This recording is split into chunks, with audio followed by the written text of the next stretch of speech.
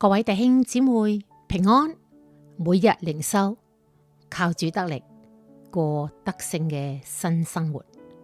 今日經文係約翰一書1章9節，我哋若認自己嘅罪，上帝係信實嘅，係公義嘅，必要赦免我哋嘅罪，洗淨我哋一切嘅不義。今日嘅故事，有一個婦人時時同人講，上帝會顯現一啲異象俾佢，大家都不以為然。教會嘅牧師就對佢講：下次上帝再向你顯現嘅時候，你問佢，我曾經犯過嘅罪，呢個係唯有佢先知道嘅罪，亦藉此證明你所講嘅唔係假嘅。過咗一段時間，牧師又同個婦人相遇，就問佢：上帝有向你顯現嗎？老婦人講：當然有啦。牧師問：咁佢有冇話俾你知我所犯嘅罪呢？老婦人話：我問啦，上帝要我話俾你知，佢早已忘記咗啦。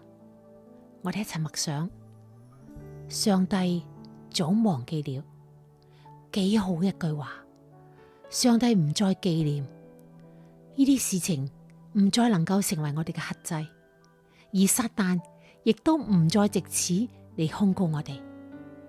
響基督裏，我哋係新造嘅人，係真正自由嘅人。我哋一齊禱告：愛我哋嘅天父上帝，感謝你對我哋嘅愛不離不棄。我哋承認自己嘅軟弱，時時犯錯得罪你。我哋嚟到你嘅面前，祈求天父嘅赦免，洗淨我哋嘅不義。求你幫助我哋，靠着你加俾我哋嘅力量，做新造嘅人，忘記背後，努力面前。